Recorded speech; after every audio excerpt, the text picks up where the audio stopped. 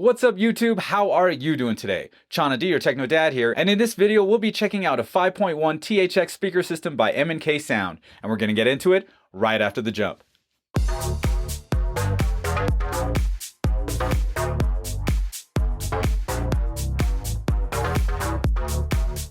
And I'm back.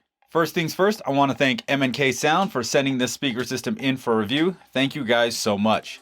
Now this won't be a full review, just an overview of the speaker system and my first impressions. A full review will be done in a few weeks. This 5.1 speaker system consists of the M&K S150s as LCRs, that's left, center, right, or the front stage as we also know it, and a pair of S150T tripole surrounds and the M&K X10 Subwoofer. The S150s retail for $17.99 each and have two 5¼ inch fiberglass mid-range drivers and three 1.1 inch soft dome tweeters.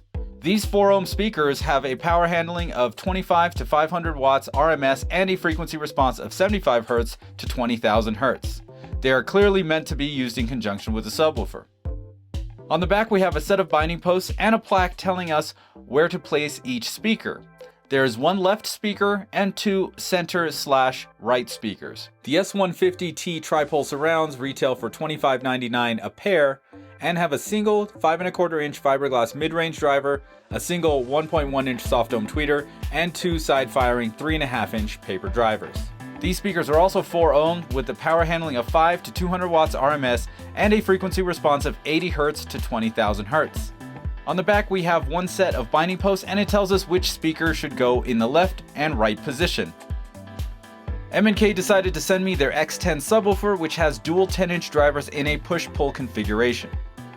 The X10 retails for $27.99 and is self-powered with 350 watts RMS and 650 watts peak, and it has a frequency response of 20 Hz to 200. On the front you see the front-firing 10-inch driver, and if I lay the X10 on its side, you can see the bottom of the upward-firing driver. I mentioned push-pull configuration before, and if I gently press on the upward-firing driver, you can see the front-firing driver move due to the push-pull setup in this sealed enclosure. On the back we have a 3-way power switch, off, auto on, and on, right next to the power port. At the top we have a lot more controls than most other subwoofers. First we have stereo inputs and pass-through outputs in both RCA and balanced XLR. On the left we have a continuous phase knob, and next to that we have the filter settings. If the switch is in the bottom position, the sub will use LFE information coming from your AVR. If the switch is in the middle, it's variable and you can use the knob to the right to set your frequency. Switching to the top position gives you a fixed low pass of 80 Hz. I set it to the bottom position as the AVR will be managing the bass. The next switch is about EQ settings, and after reading the instructions I set it to THX bass EQ. On the right we have a switch for subwoofer level, and in the up position it's set to THX fixed, and in the bottom position it's variable and you use the knob on the right to set the level of the subwoofer. At first I set it to THX fixed, but it was too low according to my AVR, so I set it to variable and level matched with the AVR when running room calibration. I would imagine these are the settings that most people will be using. Now I know what you're going to say. You're going to say, Techno Dad, this speaker system is expensive. Yes, it is expensive. Coming in at around $10,800, it is expensive. But there is a good reason for that price. Now I gotta tell you guys, this is just first impression, just had the system up and running for like a week and a half, haven't watched too many movies, but I've watched a lot of TV, and I can tell you this right off the bat, like TV sounds incredible. The vocals are super clear, crystal clear, I can hear it from everywhere in the room. My wife, when she's cooking in the kitchen, she can hear, no problems, it's awesome. Now when I switched over to movies, and I gotta say I've only watched a few movies, but I am just blown away. Like in a word, wow.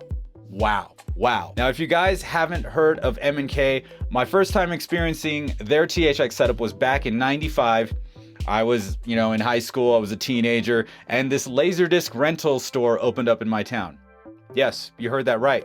Laserdisc rental. I mean, can you imagine it? Like, there are these big white, 12-inch folders. I had like 3 of them under my arm, riding a bicycle through town, like on my way home. Anyway, that was the first time I ever heard an M&K sound system, because they had it in the back. It was a 5.1 demo. They had the like THX demo going on over and over. And every time I went there, I always listened to it. And I always dreamed of one day having a system like that in my house, because I was like, I could never afford that, and still to this day I really just can't afford it. Now, if you've seen my teaser of this speaker system, whether it's on Facebook, Instagram, Twitter, or even in the Denon X6500H video, like, one person commented, and this is probably the best way to put it: you basically have a smaller version of professional theatrical speakers in your house. That's ridiculous. And it is really ridiculous. I mean, price aside, these things sound so good. So good.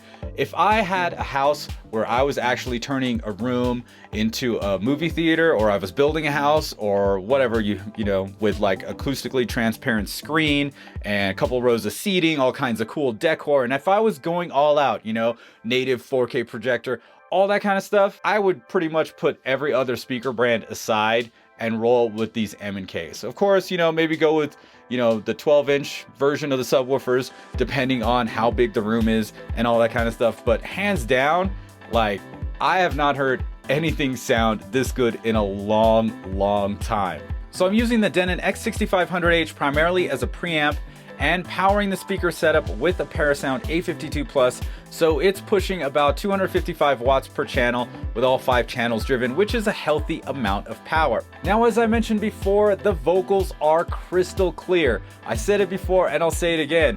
Wow, I've never heard a system sound this good in my living room ever. Like, these things are really awesome, and the bass is no slouch either. I thought the Dual 10 would be kind of an issue, as my room is over 4,000 cubic feet and it's open to the kitchen, open to a stairwell. There's all kinds of air to move.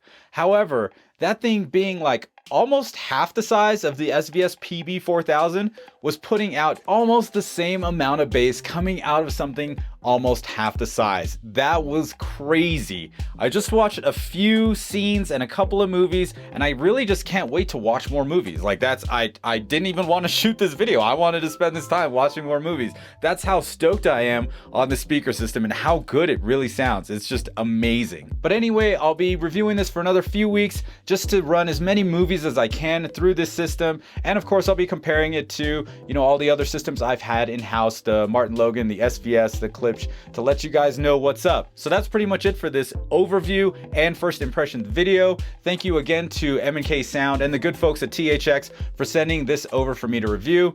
And if you guys have any questions, hit me up down in the comments below. I'll put links down in the description if you want to check out these speakers, and also hit me up on whatever social platform you like to use the most.